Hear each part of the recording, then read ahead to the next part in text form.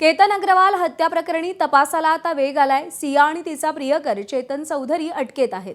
आरोपी सिया गोयलच्या भावाची पोलिसांकडून 10 तास चौकशी करण्यात आली। केतनशी लग्न करायचं नाही हे सियानं कोणालाही सांगितलं नव्हतं असं या चौकशीत सियाचा भाऊ साहिल गोयलनं पोलिसांना सांगितलं। सियानं मला किंवा कुटुंबियांना काहीही सांगितलं नाही। तिनं सांगितलं असतं तर कुटुंबियांनी तिचं लग्न लावलं नसतं असंही साहिल गोयलनं म्हटलंय।